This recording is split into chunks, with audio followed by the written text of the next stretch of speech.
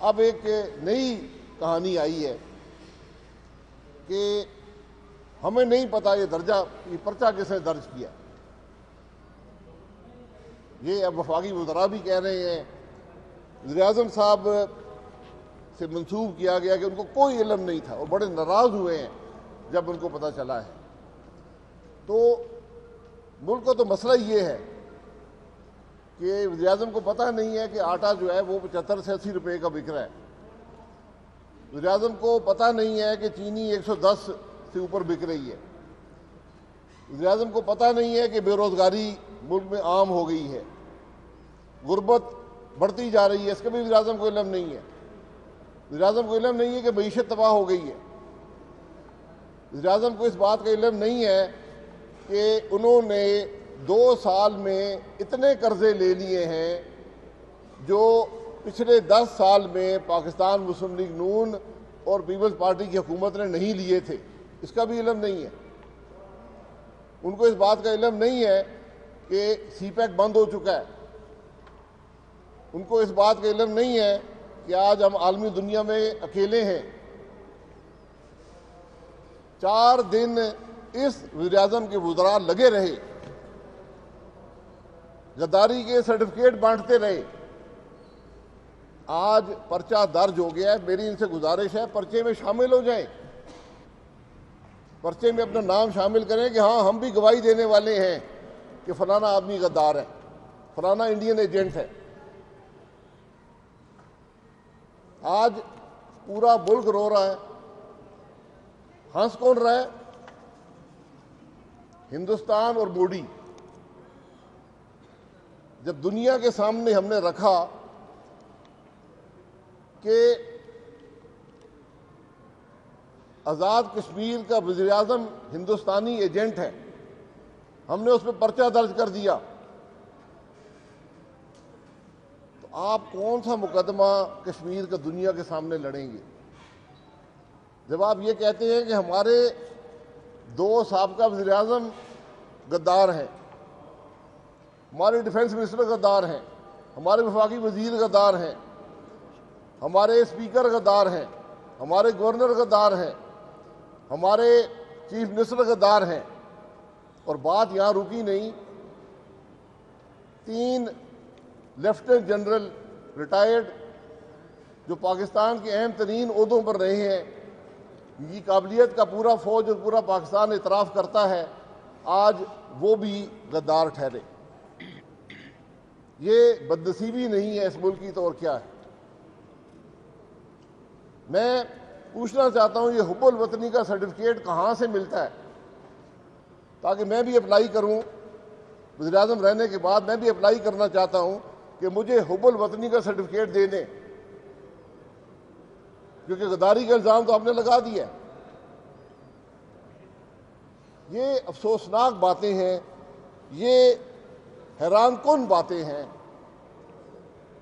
आज कोई वज़ीर अवाम की तकलीफ़ की बात नहीं करता, अवाम की मुश्किल की बात नहीं करता, पाकिस्तान के मसाइल की बात नहीं करता, सिर्फ गद्दारी के इल्ज़ाम लगाने पर। और अब वो भी मुंह बंद हो गए। मेरा इनको चैलेंज है, बाहर निकलें, FIR में शामिल हों, मुल्ज़िमान को गिरफ्तार करें और पर्चा और केस चलाएं अवाम के सामने खुली अदालत में। पाकिस्तान के अवाम को दिखाएं कि यहाँ कौन से गद्दार हैं। गद्दार वो होते हैं जो हिंदुस्तान को फ़ायदा पहुँचाते हैं। गद्दार वो होते हैं जो कश्मीर का सौदा करते हैं।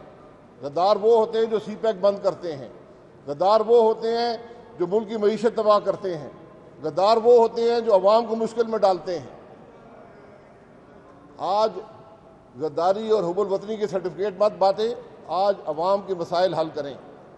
ये PDM इसीलिए बनी है, ये गद्दारी के सर्टिफिकेट बांटने के लिए नहीं बनी, ये हुब्बुल वतनी के एलामिया जारी करने के लिए नहीं बनी, ये सिर्फ और सिर्फ पाकिस्तान के अवाम के मसाइल हल करने के लिए बनी है। मैं इस FIR के कानूनी पहलुओं पर बड़ी बहस हो रही है, मुझे उस बहस से कोई ताल्लुक नहीं है।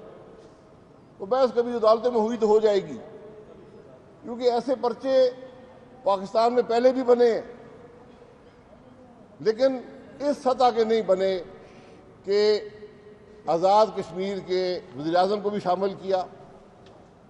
जो लोग पाकिस्तान के अहम तरीन ओहदों पर रहे हैं, जिन्होंने पाकिस्तान की खिदमत की, उनको भी शामिल किया, बग़ैर सबूत के शामिल किया। तो अब मेरा ख्याल है कि प्राइम मिनिस्टर को पता नहीं है, चीफ मिनिस्टर को पता नहीं है, वज़रा को पता नहीं है कि पर्चा कौन करा गया। और पाकिस्तान का सबसे फ़र्ज शनास SHO है, जिसने न रात की तारीकी देखी, न कानून देखा। एक शख्स आया, उसने कहा जी मैं पर्चा दर्ज कराना चाहता हूँ पाकिस्तान के वज़ीर-ए-आज़म पर, मैं पर्चा दर्ज कराना चाहता हूँ आज़ाद कश्मीर के वज़ीर-ए-आज़म पर, वफाकी वज़रा पर, MNAs पर, और उसने रात के 2:25 पे पर्चा दर्ज कर दिया। अब मैं भी एक पर्चा दर्ज कराना चाहता हूँ। मैं भी लाहौर जा रहा हूँ, कल शादरा जाऊँगा, मैं भी पर्चा दर्ज कराना चाहता हूँ। मेरा पर्चा इमरान खान के ख़िलाफ़ है, जिसने, मैंने भी TV पर देखा है कि पाकिस्तान के DG FIA, एक फ़र्ज शनास पुलिस अफसर 35 साल की सर्विस के बाद रिटायर हुआ है, उसने खुल्लम खुल्ला TV पर कहा है कि मुझे वज़ीर-ए-आज़म ने बुलाकर कहा कि नवाज शरीफ, मरीम नवाज, कैप्टन सफदर, दूसरे अफराद पर पर्चे बनाओ, इनको अंदर करो। उसने कहा कि मुझे वज़ीर-ए-आज़म ने कहा कि इमरान खान ने कहा कि ख्वाजा आसिफ पर आर्टिकल 6 का पर्चा बनाओ, गद्दारी का पर्चा बनाओ।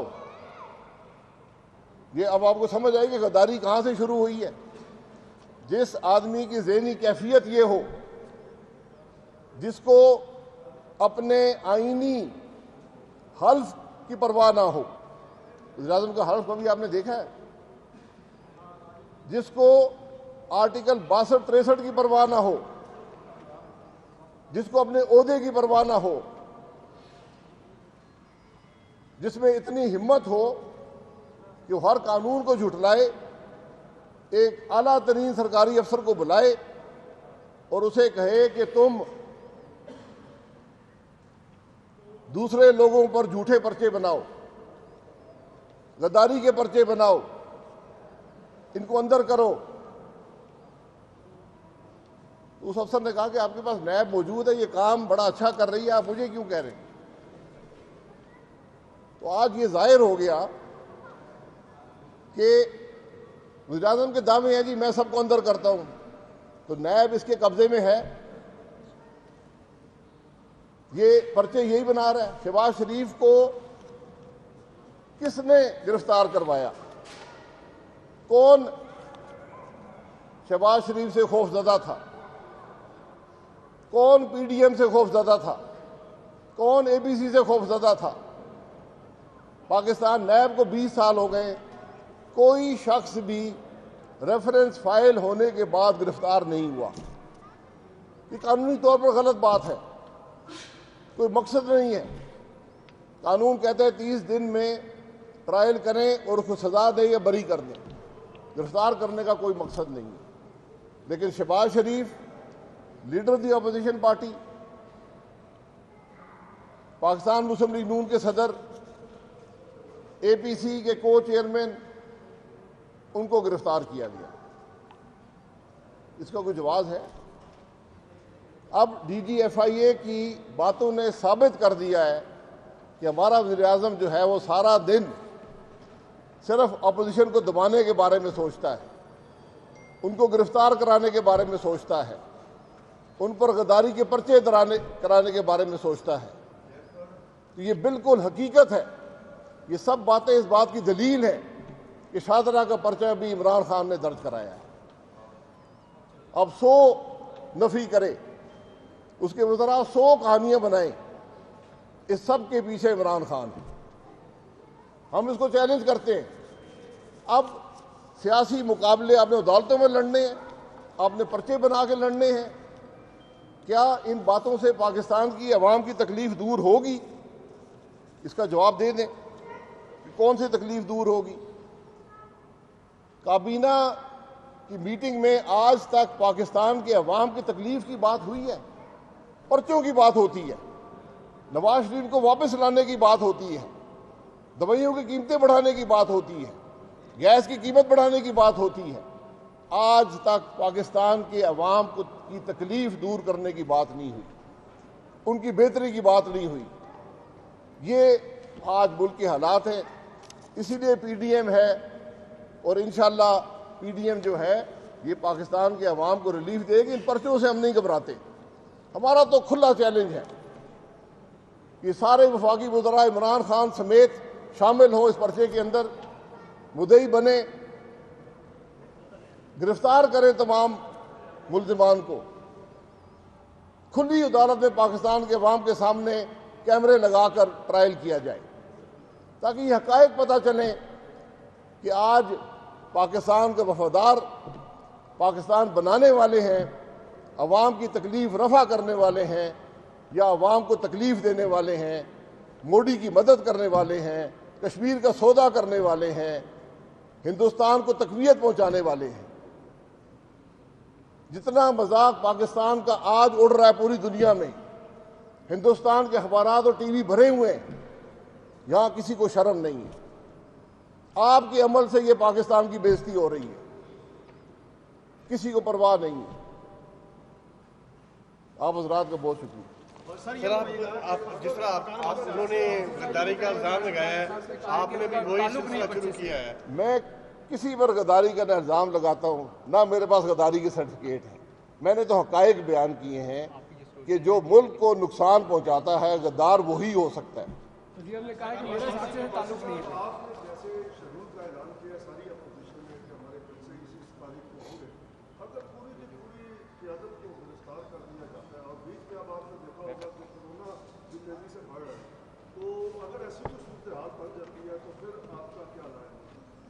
देखिए 22 करोड़ अवाम को गिरफ्तार कर लेंगे, तकलीफ में तो अवाम है। हम कोई अपनी सियासत करने तो नहीं निकले, हम कोई इक़्तिदार के असूल में तो नहीं निकले, हम तो निकले अवाम की मुश्किल के लिए। और कोरोना, अगर आप हुकूमत के जो नंबर देखें तो कोरोना तो पाकिस्तान में नहीं बढ़ रहा। सर ये बताइएगा कि आप पेट्रोलियम मिनिस्टर भी रहे हैं, ये बताइएगा कि LNG के इनको क्यों मंगवानी पड़ रही है? क्या आप गंदम के बुरान के बाद कौम जो है वो गैस के बुरान के लिए तैयार हो रही है? कोई अंदाजा है? वो अंदिया आपको हमारे बेखबर वज़ीर-ए-आज़म ने दे दी है कि सर्दियों में ना गैस होगी ना गंदम होगी, और हम कुछ नहीं करेंगे उसको दूर करने के लिए।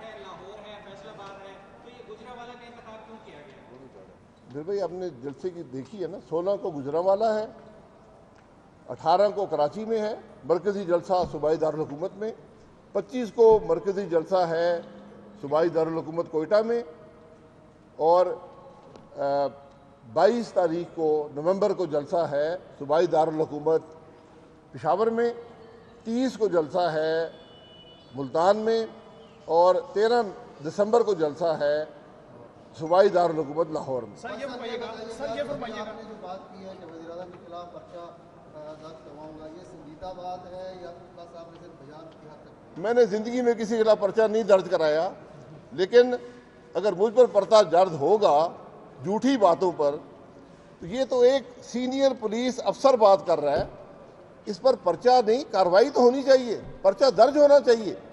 ये 62-63 का पर्चा है।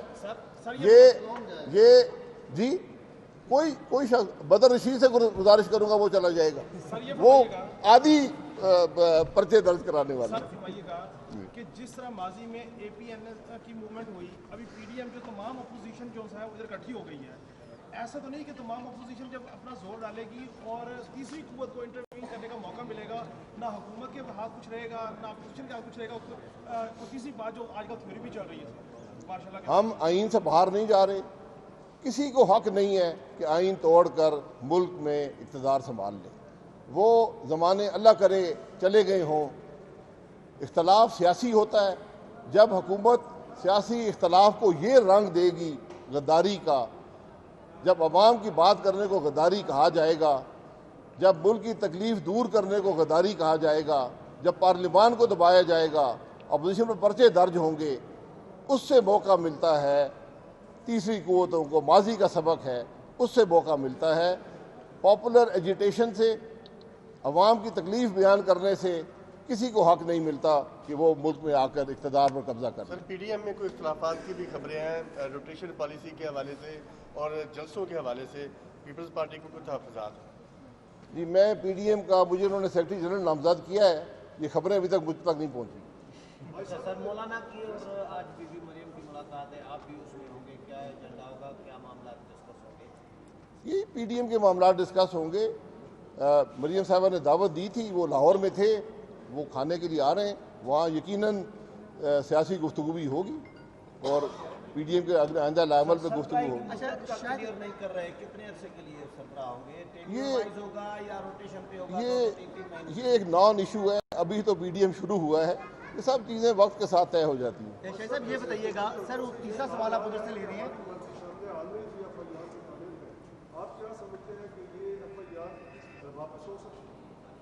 भाई मैंने तो नहीं दर्ज की ना, FIR दर्ज करता है वही वापस ले सकता है। और दलील है, देखें हर चीज़ का एक खुरा होता है, कहाँ तक बात पहुँचती है।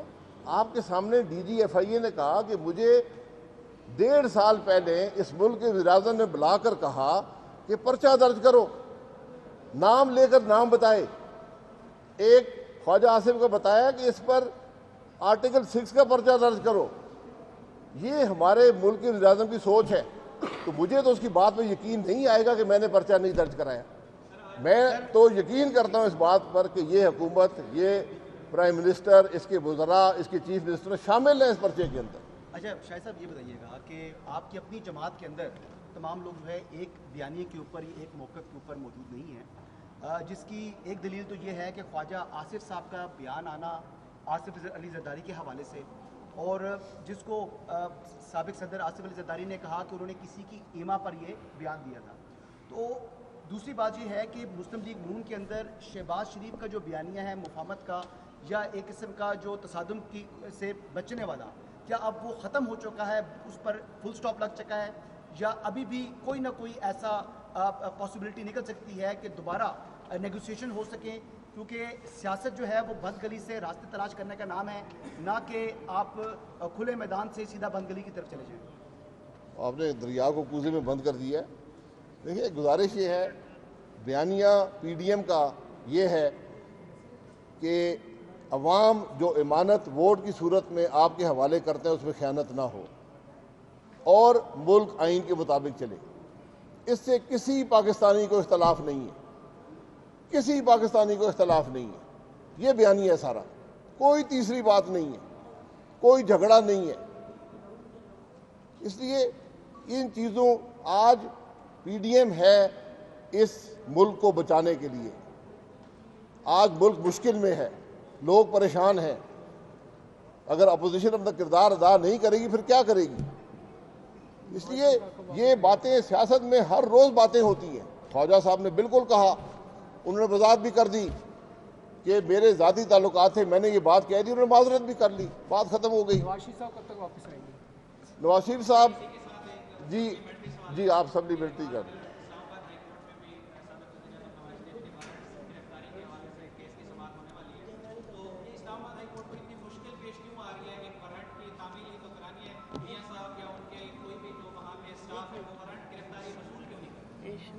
देखिए मैं हाई कोर्ट की जगह बयान नहीं दे सकता, लेकिन मियाँ साहब इलाज के लिए गए थे, इलाज करवा कर वापस आएंगे। उनकी मेडिकल रिपोर्ट्स अदालत के पास भी हैं, पूरे पाकिस्तान के सामने हैं। उनको पढ़कर ज़िंदगी, सेहत, ये सबसे ज़रूरी बातें होती हैं। वो पहले भी मुल्क से बाहर थे, वापस आकर जेल चले गए थे, अब भी इलाज की गर्ज से गए हैं।